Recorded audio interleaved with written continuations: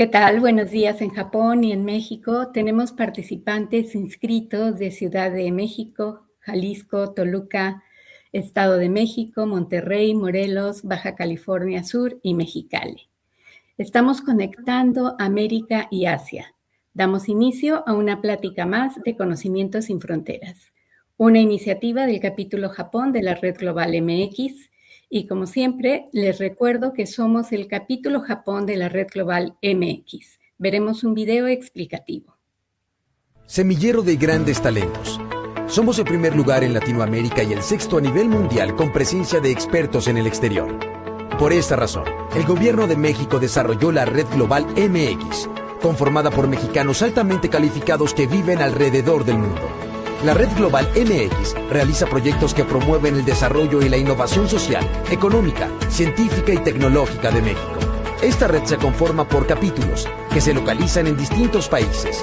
Dichos capítulos se vinculan a México a través de nodos que se encuentran en los estados de la República y ayudan a implementar los proyectos propuestos desde el exterior. La Red Global MX está integrada por profesionistas expertos en todas las áreas. El talento mexicano está en todas partes. www.gov.mx. Soy Silvia Martínez, coordinadora de este proyecto, y es un verdadero gusto darles la bienvenida a la primera sesión del programa conmemorativo del 10º aniversario de Conocimientos sin Fronteras. 10 años conectando personas, ideas y oportunidades entre México y el mundo, particularmente desde la región Asia-Pacífico. Los invitamos a hacer comentarios o preguntas y pueden escribirlos en el chat. Nuestra invitada de hoy es la doctora Diana Romero Zamora. Es originaria de la Ciudad de México, egresada de la licenciatura de Biología Experimental en la Universidad Autónoma de México, con el apoyo de la beca MEX, otorgada por el gobierno de Japón. Estudió la maestría y doctorado en la Universidad de Kioto, enfocándose en investigar las proteínas que modifican la estructura de los telómeros durante el arresto celular. Actualmente realiza un postdoctorado en el Okinawa Institute of Science and Technology, OIST, ubicado en la isla de Okinawa, donde estudia las proteínas que preparan a los cromosomas para su correcta separación durante la división celular en las primeras etapas del desarrollo embrionario. Además de la biología molecular, a Diana le gusta mucho la filosofía y la psicología. Y sus pasatiempos son visitar mercados locales, senderismo, escuchar rock, hacer ejercicio y jugar con su gato. Bienvenida, Diana. Agradecemos tu generosidad de participar por segunda vez con nosotros en esta iniciativa. Hola, muchas gracias, Silvia. Bueno, pues te pasamos la voz y puedes empezar, por favor. Ok, perfecto. Déjame compartir la pantalla con todos ustedes. Y empezamos. Uy. Muy bien. Bueno, pues muchas gracias por la invitación, muchas gracias por invitarme una vez más a dar una plática y a compartir pues todo lo que he estado desarrollando desde que llegué a Japón.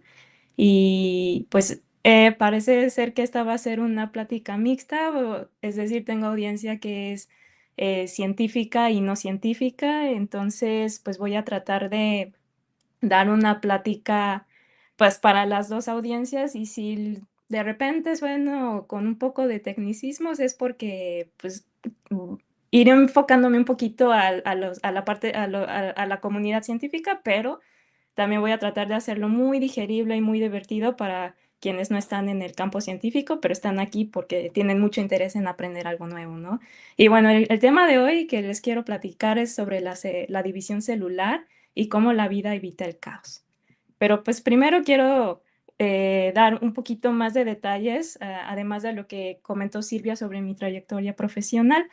Bueno, pues sí, soy egresada de la UAM, Campus Iztapalapa. Estudié la carrera en biología experimental, me gradué en el 2012 y después de la graduación pues estuve trabajando en una empresa de células madre, y en ese lapso pues intenté obtener la beca MEXT Y en el 2015, pues se logró y pude venir a Japón a estudiar en la Universidad de Kioto la maestría en ciencias de la vida o life science.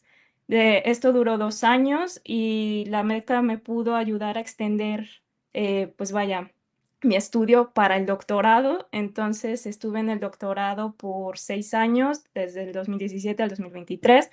Y pues bueno, ya pasando de la graduación, pues empecé a buscar trabajo como postdoctorante y encontré un buen sitio y ahora mismo pues resido en Okinawa, en la isla de Okinawa, que está al sur de Japón, y me encuentro trabajando en el Instituto de Okinawa llamado OIST.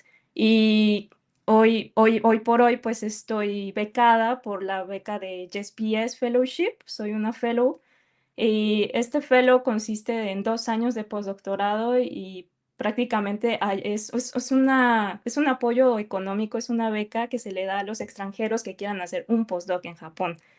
Y pues bueno, tengo muchos intereses y por qué llegué a Japón. Muchos me han preguntado cómo es que llegué aquí, ¿no? ¿Por qué de México a Japón? Y pues yo vine a Japón muchísimo antes de que fuese famoso y popular, porque pues ahora hay un boom de que todos quieren conocer Japón, ¿no? Pero mi interés empezó muchísimo antes de eso y todo empezó porque pues me gusta mucho la cultura japonesa y sobre todo porque me encantan los telómeros. Eh, pero en el 2009 fue cuando decidí que quería yo estudiar telómeros. Yo estaba en la carrera y en una plática casual en una cafetería, pues escuché telómeros y dije, wow, yo quiero estudiar eso, ¿no? Entonces, pues me interesan mucho los telómeros, que más adelante voy a explicar qué son. Me interesa mucho lo que es la mitosis, también es parte de la plática de hoy. Me interesa estudiar el cáncer, las decisiones también de las células, que es el self-fate decision. Me gusta leer cosas sobre organoides. No he trabajado con eso, pero pues me gustaría algún día hacerlo. Biología sintética, me interesa la biofísica, estudios en calentamiento global, me gusta mucho la evolución y por supuesto la psicología, estoy muy metida ahorita en eso. Y pues bueno, estuve en la Universidad de Kioto y pues es una de las mejores universidades de Japón. Bueno, hay una batalla ahí, se dice que la Universidad de Tokio es la mejor, pero pues las dos son súper buenísimas. Los profesores tienen mucho rigor, tienen mucha disciplina, tienen mucha pasión, y en esta universidad se trabaja mucho, mucho, mucho, pero también los estudiantes son muy, muy extravagantes, son personas muy, pues, ¿cómo puedo decirlo? Muy, muy, muy distintos entre ellos y es un ambiente de mucha presión, pero también de mucha libertad académica. Y pues bueno, y como les estuve contando, actualmente resido en Okinawa. Si ven el mapita que está aquí en esta diapositiva, Okinawa está muy al sur de Japón y prácticamente estamos más cerca de Taiwán que de Tokio. Tokio más o menos se encuentra pues casi al norte, no tan norte, pero casi al norte de Japón. Entonces, pues viajar a Taiwán o Corea del Sur, pues resulta ser más barato y más rápido que irnos a Tokio, por ejemplo. Y pues aquí ha sido una experiencia bastante interesante porque contrasta mucho Kioto y Okinawa. Kioto es una ciudad bastante tradicional, conservativa, de mucha cultura japonesa. Es una ciudad bastante japonesa, pero Okinawa fue anexado a Japón hace poco, me parece que en los 70s. Es una prefectura nueva y prácticamente fue también parte pues, de los Estados Unidos. Entonces está muy americanizado por aquí, pero también conservan mucho de la cultura de Okinawa, que es muy distinta a la cultura japonesa tradicional. Entonces para mí ha sido como un shock estar viviendo aquí y pues me ha encantado vivir en los dos sitios y hacer ciencia, ¿no? En los dos universidades. Y pues hoy les quiero platicar sobre la mitosis, que es, como les he comentado, es un tema de los que a mí me gustan muchísimo estudiar. Y pues yo empecé a estudiar mitosis desde la Universidad de Kioto. Y bueno, y se preguntarán los que no están en la comunidad científica, pues, ¿qué es la mitosis? ¿Qué es la división celular? La mitosis prácticamente es cuando una célula se divide en dos, como lo vemos en este video. Y pues sí, es el proceso por el cual una célula se divide su material genético de forma precisa para formar dos células hijas. Es un proceso muy importante, ya que las dos células hijas que se van a generar deben de tener el mismo contenido genético una y otra vez. Y es muy importante la división celular porque de esta forma se va a preservar la información genética a las futuras generaciones de las células, y también esto ayuda mucho a reparar y a mantener nuestros tejidos. Por ejemplo, si tenemos una herida, nos cortamos, pues empieza la piel a dividirse para cubrir esa herida, hay reparación, etc. Entonces, ahora mismo nuestras células se están dividiendo, ese es un hecho. Y se van a, bueno, y siempre se van a estar dividiendo hasta que llegamos al envejecimiento. Ahí ya la división es más lenta, pero normalmente todo el tiempo, todos los días, todos los minutos, nuestras células del cuerpo se están dividiendo. Y vamos a regresar un poco a nuestras clases de preparatoria, secundaria, para aquellos que no están en la comunidad científica, porque es muy importante que antes de que yo siga hablando de la mitosis, es importante que pues recuerden bueno, sí, que recuerden qué es el ciclo celular. Bueno, la célula, además de dividirse, tiene fases en la que en cada fase el ADN se está preparando para ser segregado o dividido en la mitosis. Entonces, lo que vemos en este diagrama es que tenemos la fase G1, que es el crecimiento celular. Después, esta es una de las fases, ¿no? En la siguiente fase tenemos la fase S, que es la síntesis del ADN. En esta fase, lo que pasa en el ADN es que duplica su material. Por ejemplo, en el G1 vemos una tira de ADN, ¿no? La tirita roja. Pero cuando entra en S, ya tenemos dos tiritas y esto es prácticamente el ADN se copia. Ahora, cuando pasa esta copia, la fase 2 entra y en este momento todavía hay un poco de crecimiento celular, pero la célula se empieza a preparar para entrar a la división, a la mitosis. ¿Qué pasa en la mitosis? Bueno, en la mitosis prácticamente tenemos más fases. No está tan difícil, no está tan difícil esto. Tenemos diferentes fases. Primero, la célula empieza a entrar en interfase, que es donde la interfase es donde se empieza a preparar el ADN, pero la profase es cuando la célula empieza a tener un rompimiento en su núcleo. El núcleo es un sitio donde contiene el ADN. Entonces, digamos, es una membrana dentro de la célula que se disuelve, se rompe y libera todo el contenido genético a la célula. Entonces están ahí todos los cromosomas en toda la célula. Y en la metafase, los cromosomas se van a alinear, porque vemos aquí en este diagrama que en la profase los cromosomas están como que por doquier, ¿no?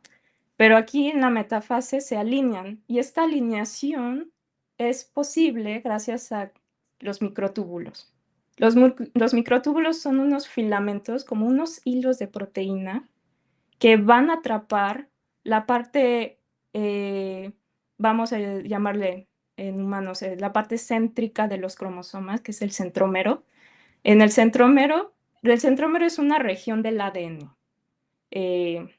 Nada más traten de recordar que es el centro, pero realmente los centrómeros no están en un centro, ¿no? Pero el centrómero es la región del ADN que va a hacer posible la mitosis, porque el centrómero va a traer muchas proteínas que van a formar un kinetócoro, y ese kinetócoro va a ser atrapado por estos hilos. Entonces, estos hilos de proteína atrapan a los cromosomas en su centrómero, en la metafase, y en la anafase lo que pasa es que hay una separación de los cromosomas. Y esto también es posible gracias a los microtúbulos y a una enorme cantidad de proteínas motoras responsables de todo esto. Entonces, en la anafase se va separando el contenido genético y al final se va a formar dos células en la telofase. En la telofase se va a formar una región de rompimiento y ahí se va a fracturar la célula y se divide en dos. Entonces tenemos todo este ciclo de mitosis en donde los cromosomas se tienen que alinear, se segregan y tenemos ya al final dos células con el mismo contenido genético. Entonces, pues esto, de nuevo, es importante pensar que es posible gracias al centrómero, pero parte de mis estudios de la maestría y del doctorado se han enfocado en los telómeros, porque también se ha visto que los telómeros están asociados a la mitosis, no necesariamente a la división, pero en otras cuestiones de la mitosis, que más adelante voy a detallar. Y otra cosa que quiero platicar de la mitosis es que nuestras células son tan sabias, tan inteligentes, que si hay un daño en el ADN o si los cromosomas no están alineados, la célula se va a detener. Es decir, si la célula está en pleno mitosis y ve que hay unos cromosomas que todavía no son alineados o todavía no consigue su microtúbulo que lo va a jalar, entonces ahí la célula se detiene y no consigue dividirse hasta que los usos o los hilos proteicos, todos los usos proteicos posibles, logran atrapar todos los cromosomas, porque es un problema que no todos los cromosomas no logren ser atrapados por los usos proteicos, por los microtúbulos. Entonces, bueno, si no hubo problemas en la mitosis y la célula se divide, pues perfecto, pero de repente si hay una mutación, si hay un error en el genoma, la célula puede tener sensing, o sea, puede tener una actividad sensora que detecta que hay un problema en el ADN y detiene la fase G1 o puede detener la fase S o la fase G2. Entonces es muy, muy importante que siempre se reparen estos problemas en el ADN. Ahora, la cuestión es que en mitosis no existe la reparación tal cual del ADN. Entonces, si hay un problema por ahí en el ADN, pues ni modo, se le va a dejar a la célula hija. Entonces, la mitosis puede ser un problema si no se tiene cuidado, ¿no? Y bueno, parte de este mecanismo que puede detener la mitosis tiene que ver con el mecanismo de vigilancia que se llama el SAC o el Spindle Assembly Checkpoint. Este SAC lo que hace es que está en modo de activación cuando checa que no todos los microtúbulos están, perdón, es que luego se me va el español, no atrapan todos los cromosomas. Por ejemplo, aquí tenemos un microtúbulo de este lado del cromosoma, pero falta otro microtúbulo del otro lado. Entonces ahí el SAC detiene la mitosis y dice, ok, célula, espérate que todos los microtúbulos, bueno, no que todos, pero que todos los cromosomas logren ser atrapados por los hilos proteicos. Ya que se consiguió este lado del centrómero ser atrapado por el hilo proteico, por el microtúbulo, entonces el SAC se apaga. Dijo, ya hice mi chamba, perfecto, célula, divídete. Entonces se empieza a dividir y entra en anafase y bueno, ya tenemos dos células hijas con el mismo contenido genético. Pero hay veces que no todo es perfecto en nuestras células y por lo tanto a las células se le escapa el error. Entonces, por ejemplo, en este diagrama podemos ver que hay cromosomas que sí están siendo separados a polos opuestos, pero hay uno rezagado por aquí. Y aquí se ven en esta fotografía, no sé si se logre ver, lo voy a ampliar. que está este cromosoma ahí en medio como pues perdido, ¿no? Así de, pues, ¿para dónde voy? ¿Para la derecha, a la izquierda? ¿Para dónde me jalo, no?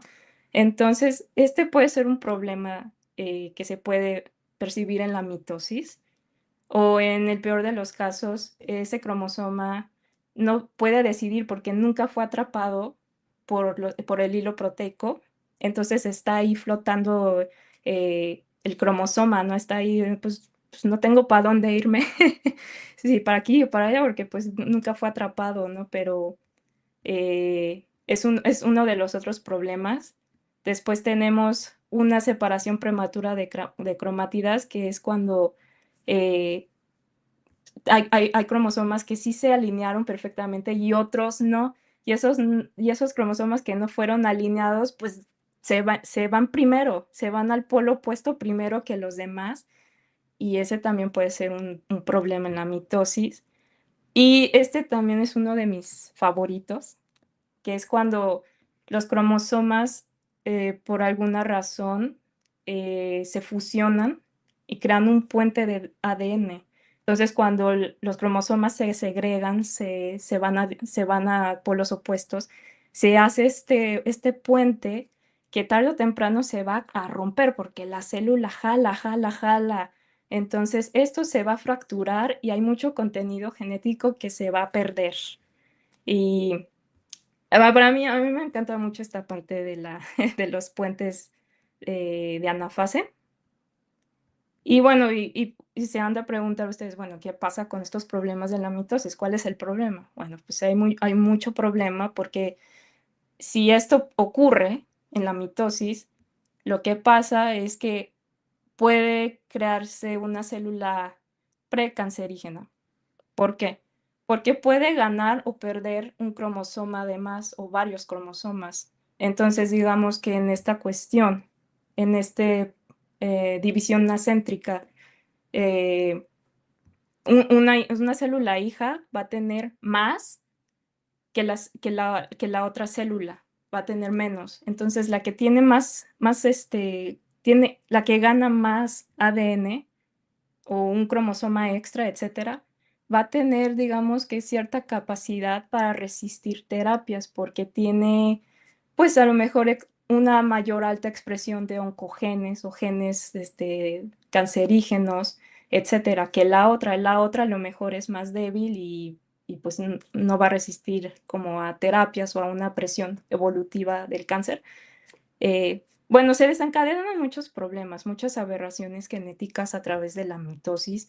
Y algo también muy estudiado hoy en día es el micronúcleo, que en vez de que una célula tenga el núcleo, un solo núcleo conteniendo todo el ADN, aparece un segundo núcleo chiquitito, pequeño. Y ese pequeño núcleo también puede desencadenar muchos problemas, eh, mucha inestabilidad, por ejemplo, y pues, y pues no, todos estos problemas son aberraciones y algo bueno que puede suceder de esto es que de tanta aberración la célula no soporta y puede inducirse la muerte, ¿no? La apoptosis, hay muerte celular. Eso es bueno porque significa que ya no va a heredar estos problemas que se generaron en la mitosis. Pero no todo es de color de rosa porque hay veces que también con la edad las células, aunque tengan estos problemas tras la mitosis, sobreviven y heredan sus problemas a las siguientes generaciones. Entonces, no siempre se logra la muerte celular, pero si se logra, pues qué bueno, ¿no?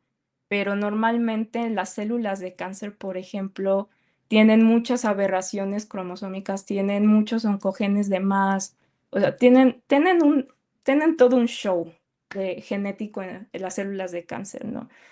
Y pues no logran morirse, o sea, se hacen tan resistentes a la muerte que son pues prácticamente inmortales por esto y por otras razones, ¿no? Entonces los efectos de la mitosis desencadenan muchas cosas. Pueden desencadenar inflamación, alteración en el número de cromosomas, envejecimiento o senescencia, arresto celular, significa que la célula no se divide o no, sí, no se divide y se queda en mitosis ahí, ¿no? Y es importante que las células siempre se dividan.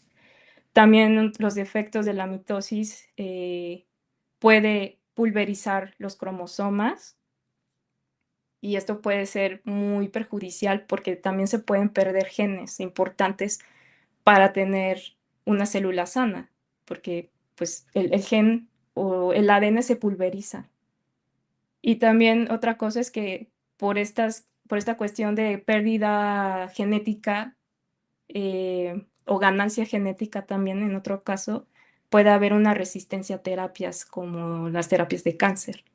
Entonces, esto es lo que ocasionan los defectos de la mitosis y estos defectos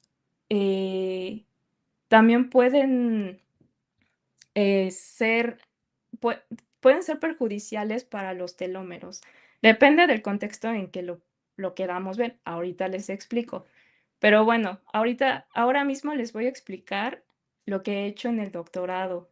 Bueno, y también en la maestría, parte de la maestría, pero principalmente en el doctorado. Yo estudié telómeros relacionados con la mitosis. Pero primero, ¿qué es el telómero? Ok, el telómero es la punta de los cromosomas y es una región muy importante que se ha visto que está asociada al envejecimiento, porque conforme vamos envejeciendo, los telómeros que tienen una longitud específica cuando nacemos, pues se va cortando conforme vamos creciendo, envejeciendo y se van acortando, cortando. Pero hoy no voy a hablar de envejecimiento celular, ese ya es otra historia. Lo que hoy voy a hablar con ustedes es sobre la estructura del telómero. Entonces, la mera punta del telómero, la mera punta del cromosoma, tiene un bucle, que es este bucle que le llamamos el bucle T o el T-loop.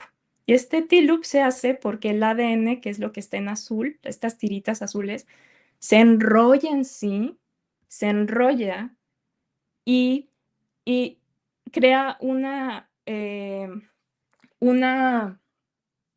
cadena de ADN que invade el ADN de doble cadena. Perdón si estoy siendo un poco técnica para los no científicos, pero la invade y se crea una subestructura llamada el displacement loop o el D-loop. Digamos que este T-loop es esencial y es lo más importante para que haya un bucle T. Ahora, en el telómero existen proteínas asociadas a los telómeros que se llama el complejo sheltering, las shelterinas o el sheltering complex. Estas proteínas siempre están ubicadas en los telómeros porque son muy importantes para pues ayudar a promover la estructura del bucle, entre otras cuestiones, ¿no? Entonces, estas proteínas son TRF1, TRF2, RAP1, POT1, TPP1 y TIM2. De todas estas, de la que más me voy a enfocar ahorita es la TRF2. TRF2 se ha visto que es muy importante porque ayuda a crear el bucle T, que en fotografía, en una microscopía electrónica, así se ve el telómero, así se ve el bucle T. Es una burbujita. Entonces, el TRF2 puedo decir que actúa como un clip que protege esta estructura D-loop. Es un clip y ayuda a la formación del bucle T. Y se ha visto que si se remueve TRF2 de esta estructura, si se le quita, entonces el T-loop ya no se puede formar y se tiene un telómero completamente lineal, sin burbuja ni nada. Y esto puede ser malo.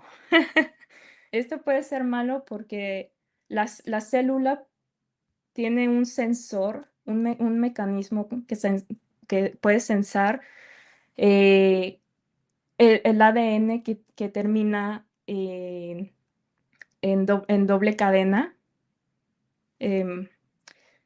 Perdón, es que de verdad se me van los conceptos en español. Pero aquí, en este punto, la célula tiene una respuesta al daño en el ADN. No hay ningún daño aquí, solo es un telómero lineal, pero la célula esto lo ve como una amenaza. Entonces se empieza a desencadenar muchos mecanismos de defensa, por ejemplo, que pueden ser buenos o no pueden ser buenos, depende del contexto de la célula. Si es cancerígena, pues qué bueno que la célula se está poniendo busa, pero si es una célula sana, esto no debería de estar ocurriendo. Entonces es muy importante que nuestros telómeros siempre contengan el buclete para evitar estas alarmas falsas en nuestras células.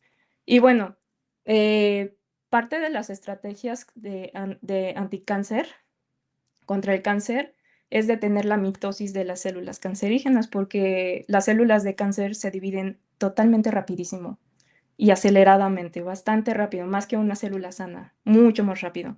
Entonces, un target, una estrategia para evitar la propagación de las células de cáncer es usar agentes que puedan, pues, puedan romper los hilos proteicos que les comenté, esos hilitos proteicos que atrapan a los cromosomas. Es posible hacer eso usando ciertos agentes disruptores de mitosis que tengo aquí. Por ejemplo, tenemos el vinblastin, el Taxol, la colsemida. Colsemida es muy usada en los laboratorios. El vinblastin ha sido, me parece, también usado, pero en terapias contra el cáncer. Y bueno, se han usado otro tipo de, de fármacos, ¿no? Y de drogas para detener la mitosis, para detener la división celular de las células de cáncer. Ahora, la colsemida, como es usada muy ampliamente en los laboratorios, hasta en las prácticas de laboratorio en las universidades, la colsemida lo que hace es que lo que hace es detener la división celular. Tú le pones unas gotitas de colsemida a las células humanas en una cajita de Petri y se detiene la división. ¿Ok? Y se ha visto que 2 horas de exposición a colsemida hay un arresto en la célula, se detienen en la mitosis, pero todo va perfectamente bien con los telómeros, pero si se deja la colsemida por 24 horas, por todo un día, la célula va a entrar en arresto por mucho tiempo, es demasiado tiempo para una célula estar en mitosis. Normalmente la mitosis dura 30 minutos, de 30 a 40 minutos, pero si la dejamos que esté 12 horas, 16 horas, 20 horas, lo que pasa es esto, se empieza a ver que los telómeros acumulan un marcador muy usado que es bueno, en inglés es el gamma H2AX, el X2AX, X2AX, que es un marcador. De nuevo, es un marcador de daño celular que si se usa, se puede ver la región del ADN que está teniendo daño. Entonces, en este punto podemos ver que los telómeros que están en verde están junto en la zona roja de este marcador, lo que significa que aquí ya hay un telómero desprotegido, es decir, que ha perdido su bucle, es un telómero lineal. Y esto estos colocalizaciones, o más bien estos puntos en donde converge la señal del telómero con este marcador de daño al ADN, se le ha llamado MetaTIF. Pero más adelante se cambió el nombre. Entonces hoy en día se llaman MATTIFs, pero hoy quedémonos con el TIF, para que sea más sencillito. Y lo que se ha visto es que esta desprotección de los telómeros es muy común al arrestar las células con Taxol, con Ocodazol, con colsemida, con muchas otras drogas, ¿no? Entonces, esta desprotección lo que se ha visto es que como consecuencia hay muerte celular. Y eso es bueno, supongo, porque si hay una célula con cáncer que si lo tratamos con estos agentes y de repente tiene esta desprotección de los telómeros y llega a morir, qué padre, pero no todo es de color de rosa en la ciencia. Y pues a veces sobreviven las células a esta desprotección, ¿no? Y las sobrevivientes pueden tener, pues pueden ser células pues, precancerígenas también, ¿no? Y desarrollar tumorigénesis. Entonces, más adelante, pues ya sabiendo esto, bueno, esto del Metatif y esta desprotección fue descubierta por el doctor Makoto Hayashi, con quien estoy aquí en esta foto. Y más adelante, pues él fue contratado por la Universidad de Kioto en el mismo año que yo llegué a Japón. Entonces nos conocimos y él se convirtió en mi mentor y me dijo, oye, Diana, estudia cómo es que los telómeros se desprotegen durante el arresto mitótico prolongado. Porque lo único que él pudo observar es que esto pasa en arresto mitótico, pero ¿qué es lo que lo ocasiona, no? Entonces esto se convirtió en mi pequeño proyecto de maestría y en mi gran proyecto de doctorado. Y yo voy a mega resumir esto. Lo voy a super resumir, pero bueno, en el 2025 salió la publicación, justo el año pasado, por enero, febrero, del mecanismo que produce la desprotección de los telómeros o la pérdida del buclete. Y encontramos que claramente el TRF2, la proteína TRF2, tiene mucho que ver en esta historia, pero hay otras proteínas. Pero bueno, TRF2, esta es la estructura tridimensional de la proteína TRF2, que es la proteína que funciona como el clip del buclete que mencioné. Y bueno, si extendemos esta estructura y la convertimos en algo lineal, pues se vería como algo en este diagrama, ¿no? Es una proteína que tiene 3 dominios. O sea, todas las proteínas tienen regiones especiales. Es como nosotros los humanos, tenemos una cabeza, tenemos unos brazos, tenemos un torso, tenemos piernas, ¿no? Las proteínas también tienen partes y cada parte tiene una función. Entonces, TRF2 lo que encontramos es que tiene un dominio básico muy importante jugando un rol esencial en la desprotección de los telómeros. Se ha conocido que este dominio, el básico, funciona bastante importante como clip del buclete, pero en interfase.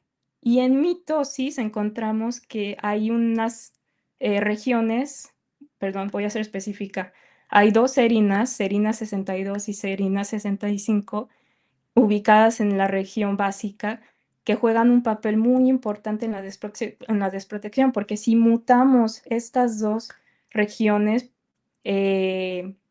prácticamente hay muchísima más desprotección de los telómeros, porque pues aquí podemos ver muchísimos más puntitos rojos con los verdes, que es como la diapositiva que previamente enseñé.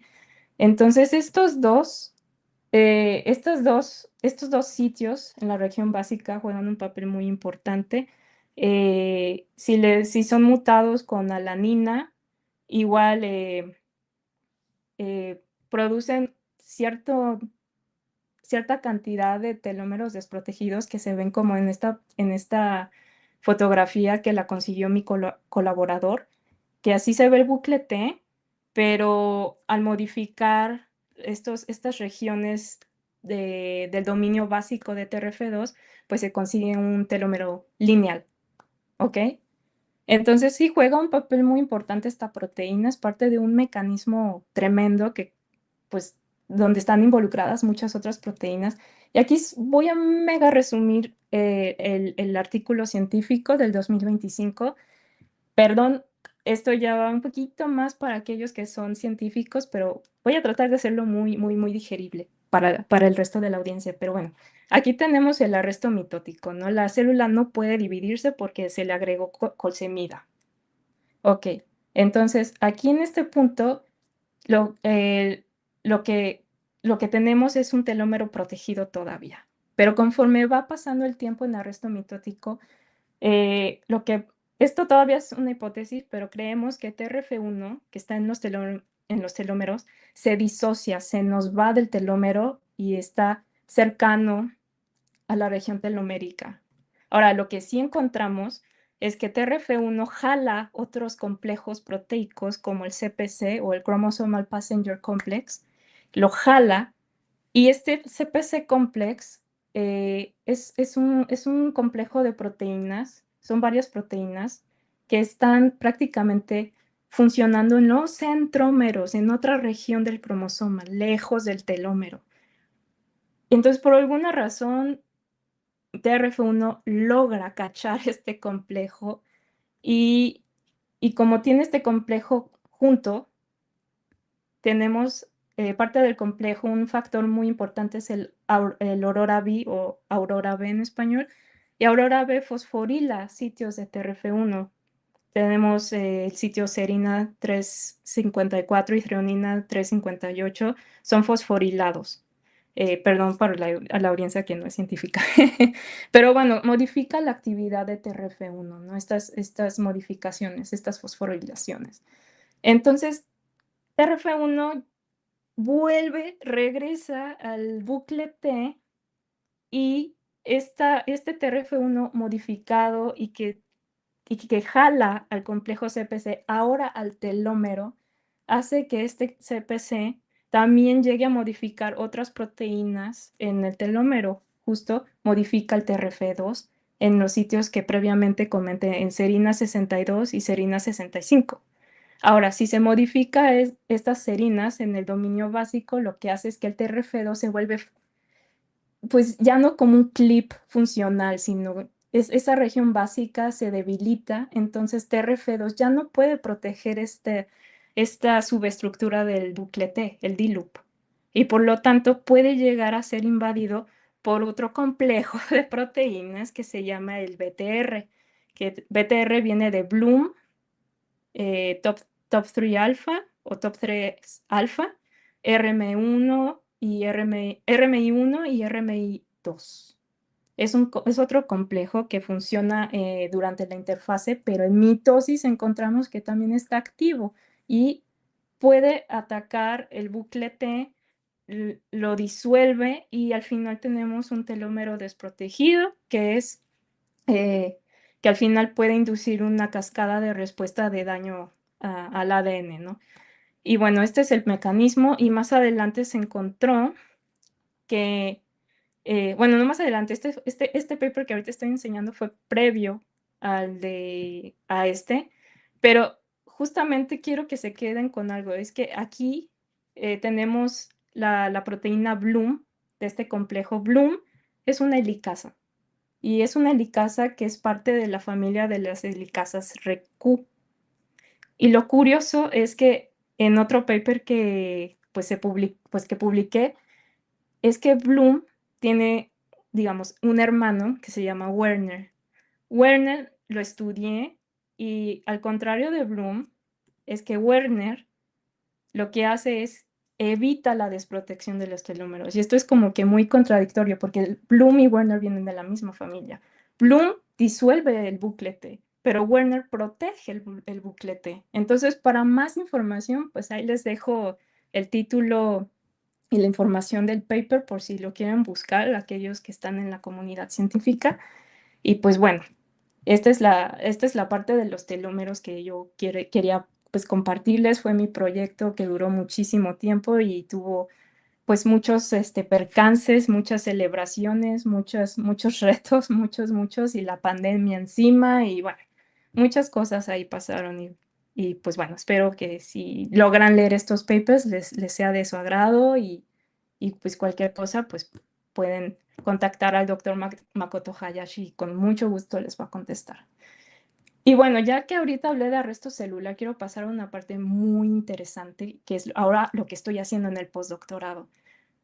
Todo esto que les estuve platicando sobre células y de arresto mitótico, pues ha sido muy divertido, ha sido bastante retador también, pero llegó un punto en que después de graduarme me cansé de trabajar con células humanas.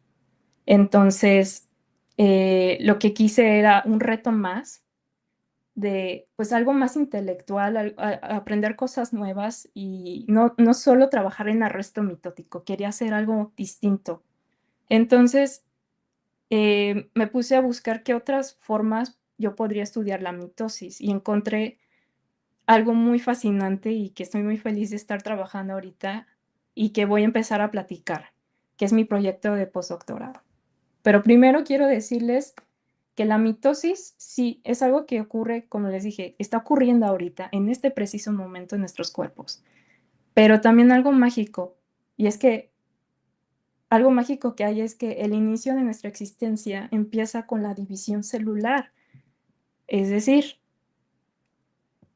cuando nosotros fuimos concebidos tras la fertilización, lo primero que hicimos fue dividirnos en 2 células. Esto es mitosis, por así decirlo.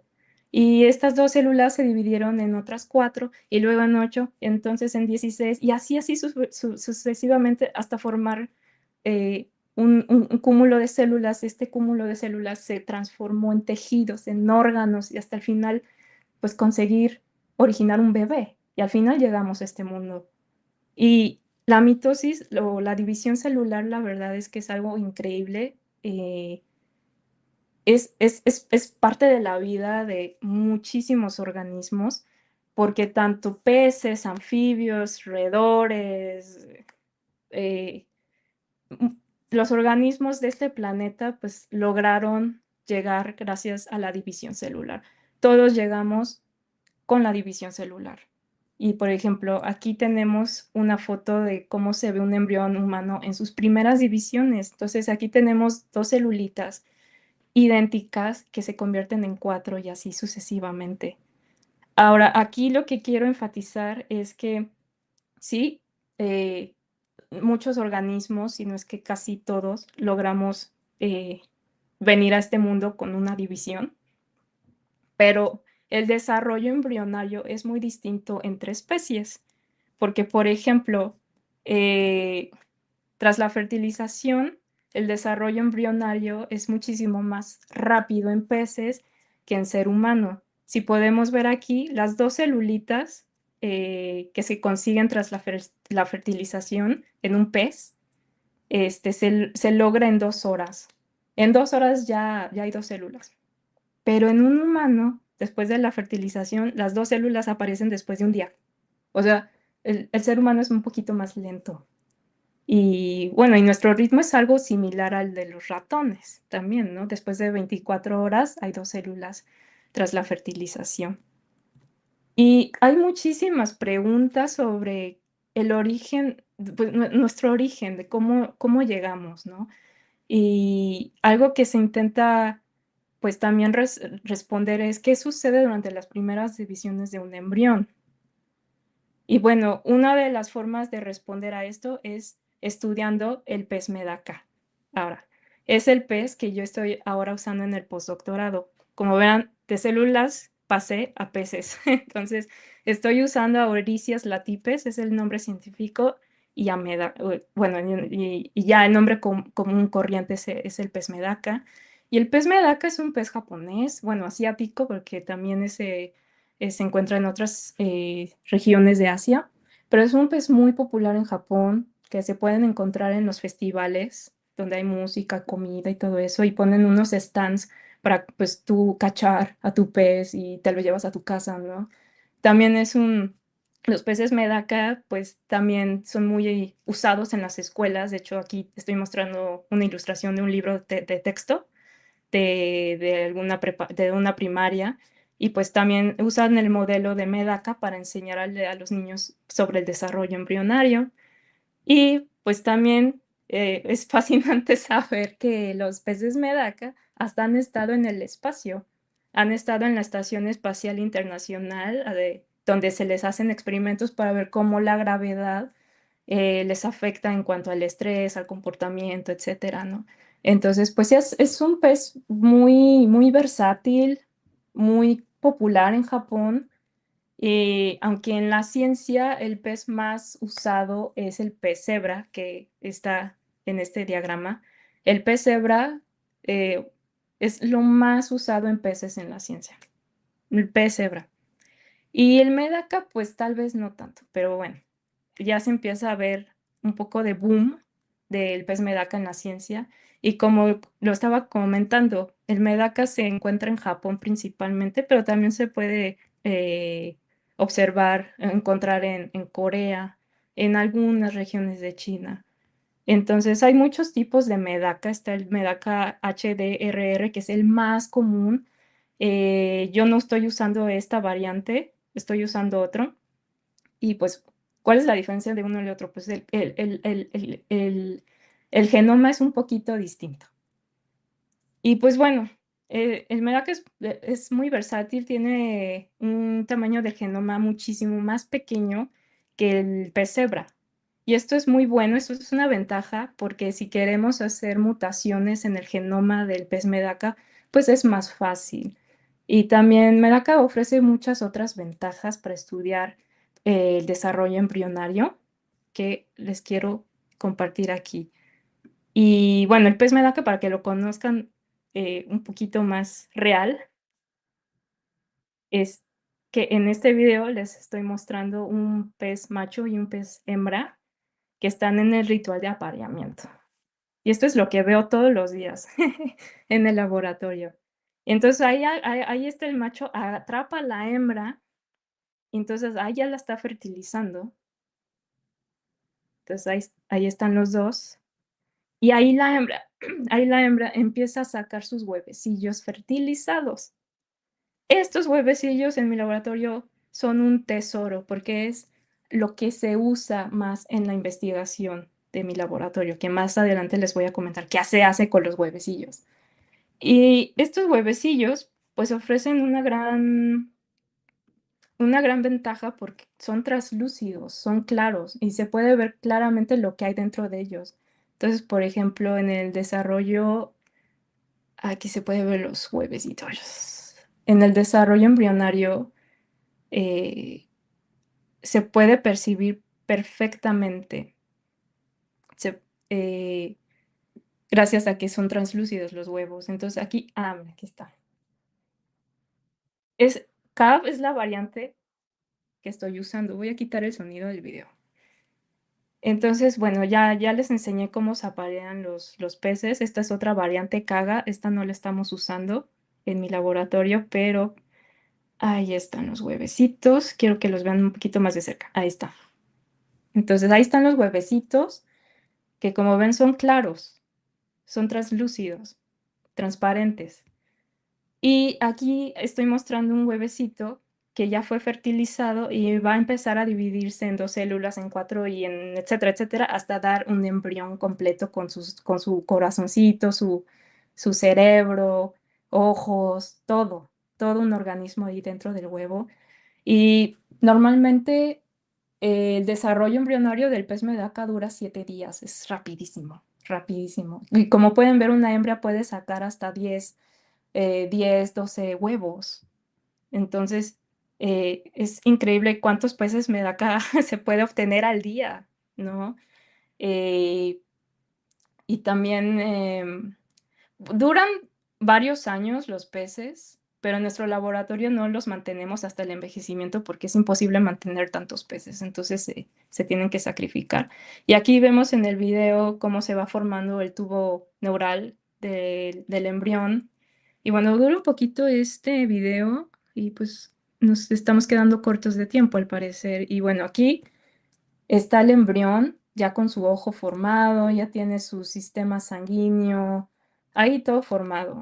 Mm, y, ay, creo que ahí sale del huevo. No, ya no salió del huevo. Bueno, entonces era lo que les quería enseñar sobre el pez medaca para que tengan una idea de pues cómo son los huevos, ¿no? Del pez medaca. Y bueno, en un esquema, pues así se ve el desarrollo embrionario, ¿no? Que de 2 células, tras la fertilización, dan origen a todo un organismo completito. Y aquí lo más importante que quiero recalcar es esta etapa, la etapa de 2 células hasta la etapa de 16 células, que es esta. Esta etapa en medaca se llama la etapa de segmentación o cleavage.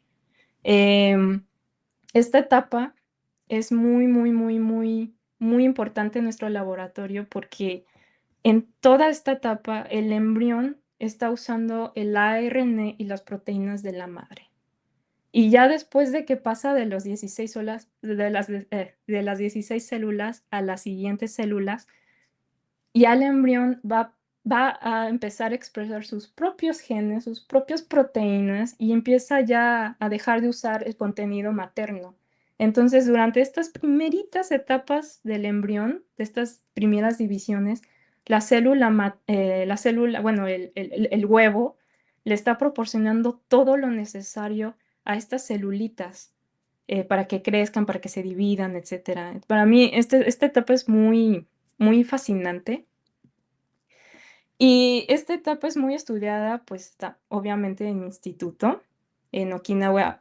Como comenté, hoy en día estoy trabajando como postdoc en el Okinawa Institute of Science and Technology y estoy trabajando junto con el doctor Tomomi Kiyomitsu en su laboratorio de Cell Division Dynamics Unit. Y él está tremendamente enfocado en estudiar la división, la segresión, sí, la división celular en las primeras etapas tras la fertilización. No estamos interesados en estudiar cambios de comportamiento en los peces o desarrollo embrionario más avanzado, nada de eso. Y es lo que lo hace único a este grupo, porque otros grupos en otras partes del mundo estudian el desarrollo embrionario en etapas más avanzadas, digamos que, perdón, en estas etapas ya. Por ejemplo, de por aquí en adelante ya hay muchos estudios, inclusive a partir de aquí ya hay muchos estudios, ¿no? Pero lo que no se ha estudiado bastante hoy en día son las primeras etapas de la vida de un ser organismo, las primeras divisiones. Y es que es muy difícil porque para conseguir embriones humanos que estén en estas primeras etapas es muy complicado. Sí es legal, es ético en Estados Unidos, por ejemplo, las parejas que donan los óvulos fertilizados tras un tratamiento de fertilización in vitro, si tienen unos óvulos fertilizados de más que no los necesitan, los pueden donar a la ciencia. Pero pues cuántos van a ser donados, ¿no? Y normalmente cuando son donados, pues ya están en etapas muy avanzadas. Entonces es muy complicado y pues Medaka ofrece esta ventaja, ¿no? Que podemos obtener huevos todos los días porque los peces Medaka se reproducen todos los días se tienen que reproducir.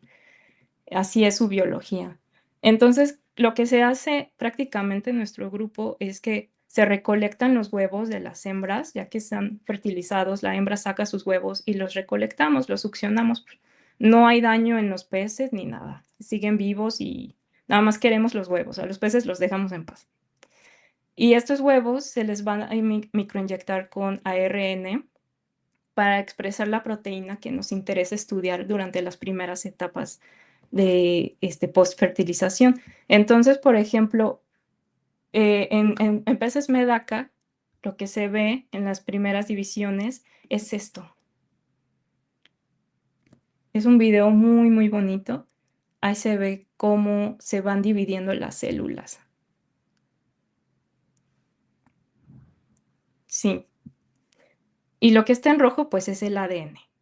Y lo que está en verde, pues son los hilos proteicos que les comenté, los microtúbulos. Y es muy bonito la primera división. Ahí está. Claramente, estos son los hilos proteicos que se ven fluorescentes.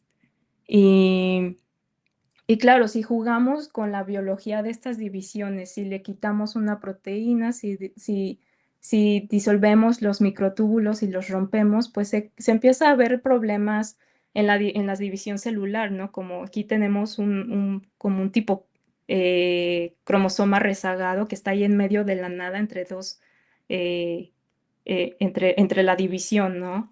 O de plano no hay división, está ahí todo acumulado, ¿no? Todos los cromosomas ahí acumulados sin saber para dónde irse. Entonces, pues en este laboratorio se juega mucho a modificarle algo a las células para ver qué pasa en la división celular y saber su relevancia, ¿no? Y bueno, para los que no son científicos, se han de preguntar rápidamente, bueno, ¿por qué se ven de colores las proteínas? Y es que Las proteínas fluorescentes son gracias a que se usan proteínas de organismos como las medusas y las dicosomas. O sea, sí han visto en los acuarios, ¿no? Que las medusas pues tienen varios colores, por ejemplo. Y esto es gracias a unas proteínas, por ejemplo, en la medusa se llama GFP. Y el GFP hace mucho tiempo se pudo extraer de la medusa y se colocó junto a una proteína para ver qué pasaba y se podía ver la proteína perfectamente dentro de la célula. Entonces, gracias a estos descubrimientos, pues es que podemos ponerle estos proteínas fluorescentes junto a las proteínas que nos interesa, las fusionamos y con un microscopio confocal que tiene láseres de distinta longitud, puede excitar estas proteínas fluorescentes que van a emitir pues, prácticamente un color, una luz, y pues en un organismo con GFP se puede ver así, ¿no? Tenemos aquí un pez medaca con GFP, es completamente verde. Sí, yo sé que puede dar un poco de miedo, pero hoy en día es una de las técnicas más comunes en la ciencia.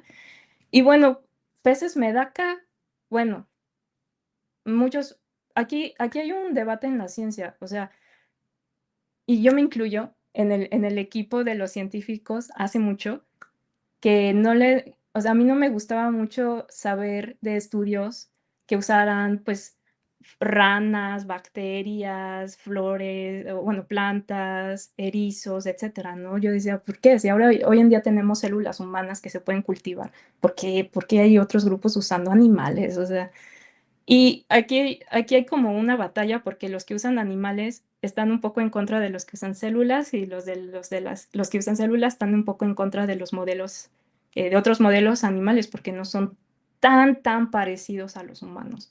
Sí tenemos compatibilidad genética, pero no llega al 100%, obviamente. Solo los monos han llegado al 99%.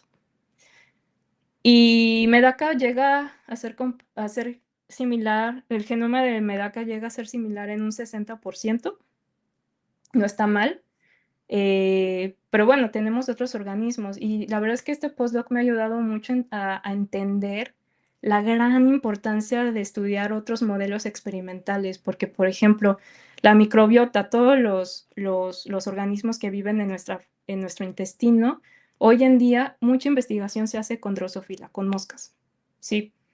Los telómeros, bueno, la telomerasa, que es una proteína que elonga los telómeros, se encontró en Tetragimena. El erizo de mar hace muchos años se usó para entender la división celular.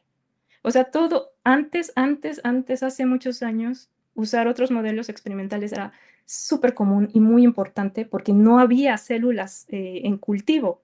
Y todo esto cambió en los 50, porque gracias a Henrietta Lacks fue una mujer afroamericana que tristemente pues contrajo cáncer cervicouterino bastante agresivo, bastante horrible y se extendió, tuvo metástasis. Esta mujer murió pues menos de un año después de su diagnóstico.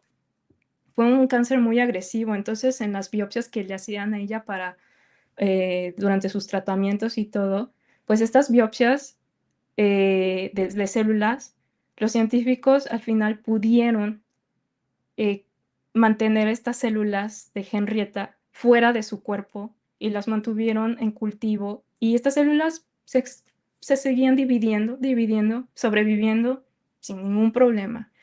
Fue el boom de la ciencia en aquel entonces porque ahí los científicos encontraron la forma de cómo hacer que las células del cuerpo sobrevivan fuera del cuerpo y usarlas para la investigación. Hoy en día las células de Henrietta están regadas por todo el mundo. De verdad, no hay país que no tenga GILA, las células GILA, las células de Henrietta Lacks. Y se han usado para desarrollar vacunas de polio, para estudiar, pues obviamente el virus del papiloma humano, VIH, salmonella, tuberculosis y entre otra cantidad de investigaciones. Inclusive yo las usé eh, un, por un poco tiempo para estudiar telómeros. Y bueno, estas células se han comercializado. las compañías pues hoy en día las venden, entonces me han preguntado, los que no están en el campo científico me han preguntado, oye, ¿y cómo se consiguen las células con las que trabajas? Y les digo, pues se compran. O sea, entras a la página de la empresa, les pagas, les pides, oye, pues quiero este tipo de célula y ya te la mandan, ¿no? O vas a un laboratorio vecino y les dices al vecino, oye, pues no tengo células de tal tipo. ¿Tienes? Sí, me regalas. Y ya te regalan un tubo con células congeladas para ti, ¿no? Es como pedirle azúcar al vecino. Vecino, ¿tiene azúcar? No, es como que, oye, vecino, tiene células. Ya te las da. Entonces, es muy, muy interesante todo este boom de la biología molecular gracias a poder expandir las células humanas fuera del cuerpo. Y es lo que hoy en día se usa muchísimo. Y si tienen chance, pues les invito a leer el libro de la vida inmortal de Henrietta Lacks, que les explica, pues, la vida de esta mujer, todo lo que sufrió del cáncer y cómo sus células llegaron pues, a muchos laboratorios del mundo. No, son unas células bastante populares en la ciencia. Y, y bueno, eh, yo con el pez Medaka me quedo ahorita. No estoy trabajando con células HeLa ni con células humanas por el momento. Estoy enfocada en Medaka y estoy muy contenta de usar otro modelo que no es común. Y lo que quiero estudiar, y ya estoy en la última parte de mi presentación, es lo que yo voy a estudiar y lo que quiero descubrir es exactamente lo que hay en el centrómero. Ya no estoy con telómeros, estoy exclusivamente con centrómeros. Viajé del telómero al centrómero, entonces el centrómero, como les comenté en otras diapositivas, es que es la región de anclaje de los microtúbulos. Los microtúbulos están en esta micro fotografía. Están los microtúbulos ahí atrapando el cromosoma. Y en esta región del centrómero, pues hay cantidad de proteínas asociadas al centrómero. Miren, en este diagrama tenemos al centrómero y todo esto son proteínas. Tenemos histonas, tenemos en español no sé cómo se puede decir, pero tenemos al CICAN, sí, el CCAN, que son todos los SEMPs, SEMPT, SEMPM, tenemos, mira, aquí está Aurora B, que es con lo que trabajé en el doctorado. Este complejo es lo que yo trabajé en el doctorado, que, como les comenté, está asociado a los centrómeros, por alguna razón llegó al telómero, ¿no? Y hay cantidad de proteínas. Y en mi investigación, pues estoy jugando con algunas proteínas asociadas a los centrómeros. Por confidencialidad, no puedo decir exactamente hoy en día qué estoy estudiando. Pero prácticamente si yo muevo una de estas proteínas de los centrómeros, lo que se puede lograr a ver es esto. Problemas en el ADN, en la división celular del embrión. Y estos problemas en el ADN lo que va a producir es la muerte del embrión. Aquí tenemos un embrión completamente normal que creció y todo, pero si yo le muevo una proteína del centrómero, tenemos un embrión pues que no se pudo desarrollar. Y hasta este punto, pues no sé exactamente cuál fue el problema cromosómico que se desarrolló, si fue un cromosoma rezagado que quedó flotando o se creó un puente. Entonces, yo estoy usando muchas otras proteínas, las estoy testeando en los embriones de Medaka. Y pues bueno, ya para terminar, mi objetivo principal en Medaka es que quiero esclarecer la composición y la regulación de los centrómeros en peces Medaka, que hoy en día se desconocen. No se sabe de qué están compuestos los centrómeros de los peces Medaka y mucho menos en las primeras divisiones de la vida de un pez Medaka. Entonces, pues tengo muchas metodologías, voy a usar CRISPR-Cas9, esto ya es para los científicos, tenemos CRISPR-Cas9, tenemos el sistema de degradación para degradar proteínas del centrómero, voy a hacer preparaciones de cromosomas y mutagénesis, que es lo más común de hacer en la ciencia básica, claro. Y pues bueno, se nos acabó el tiempo y pues yo nada más les quiero agradecer mucho por escucharme y si tienen alguna pregunta, pues estaré muy, muy contenta de escucharlos, de leerlos y pues bueno, pues muchas gracias por escuchar. Muchas gracias, Diana. Pues muy interesante, pues todo el recorrido que has tenido como científica y todo lo que implica el estudio de las células, ¿no? Y estas mitosis que nos comentas y que nos adentra a ver, imaginarnos cómo se da la vida en todas esas divisiones, cómo se va creando la vida, ¿no? Sí, hay varias preguntas, pero no tenemos mucho tiempo, así que vamos a tratar de contestar algunas. De la Universidad de Nayarit nos preguntan que, aparte del cáncer, ¿qué otra situación provoca aberraciones en las células? Más bien las aberraciones. Ok.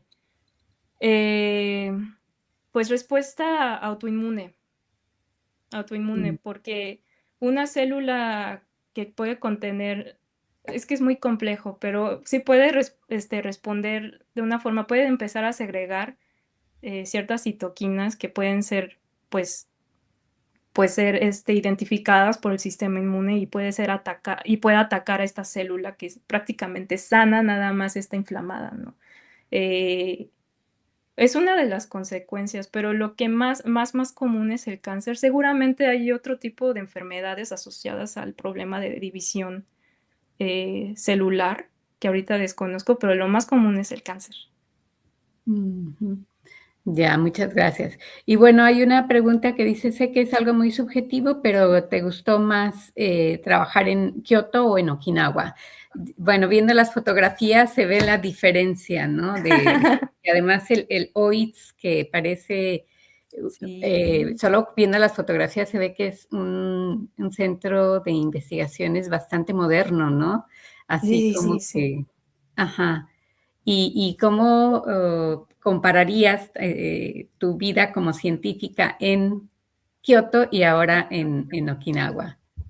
Pues ha sido muy distinto porque el OIST, este instituto en Okinawa, prácticamente tiene un sistema americano, no es un sistema japonés. Entonces aquí los Mm, estudiantes de doctorado reciben un salario mm, y sí, todo es moderno y estoy en un ambiente bastante internacional. De hecho, los japoneses son minoría, que mm, en la Universidad de Kioto son mayoría los japoneses. Entonces sí han sido muy distintos. No puedo decir cuál me ha gustado más porque disfruté muchísimo trabajar con el doctor Makoto Hayashi en Kioto. O sea, solo por él disfruté el posgrado, solo por él. Y en Okinawa, ahorita no estoy disfrutando mucho, pues, de la innovación, de mis compañeros, de estar en un proyecto, pues, sí está retador trabajar con embriones, pero en Kioto trabajé con telómeros, lo cual fue mi pasión. Entonces, los dos me han encantado muchísimo. No puedo escoger uno. ya, ¿no? Y bueno, es un poco del crecimiento tuyo también como científica, ¿no? Estar Sí, en diferentes sí, etapas de tu vida académica, ¿no? sí. Y, ujú. Oye, y bueno, también hay un comentario aquí sobre las becas, ¿no? Están interesados en saber si, aparte del MEXT, también en el OIST hay algunas Ah, oportunidades de becas, ¿no? es que aquí no necesitan beca, porque repito, el Instituto de Okinawa les da salario a los estudiantes, no necesitan una beca.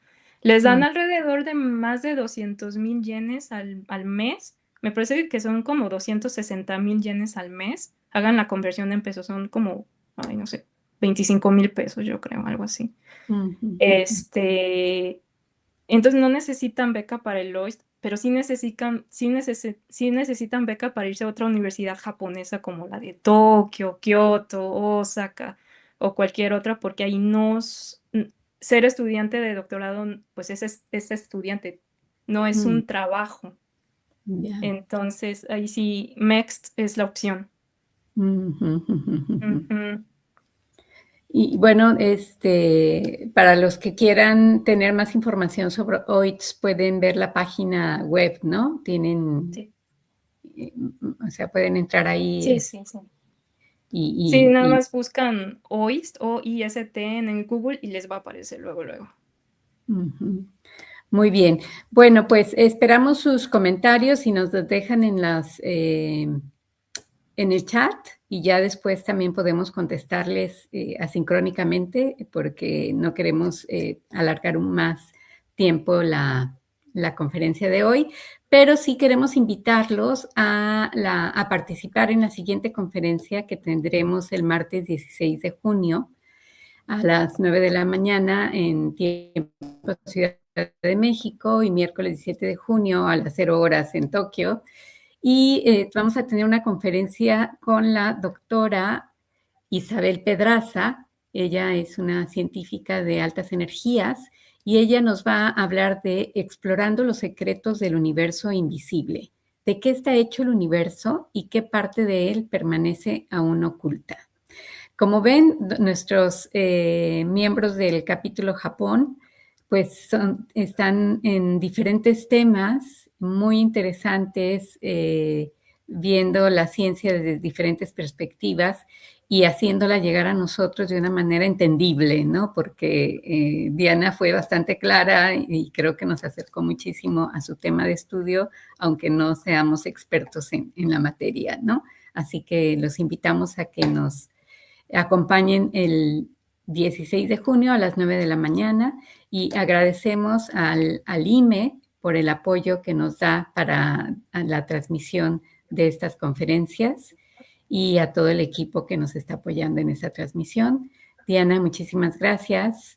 Y a todos los que están acompañándonos hoy, muchas gracias y los invitamos que sigan acompañándonos durante todas las sesiones de este programa conmemorativo del 10º aniversario de Proyecto Conocimiento Sin Fronteras. Muchas gracias. En Japón, pues ya estamos un poquito a la 1 de la mañana. Gracias, Diana, por la desvelada. Muchas gracias a ti. Y buenos días en México. Muchas gracias. Gobierno de México. Segundo piso de la Cuarta Transformación.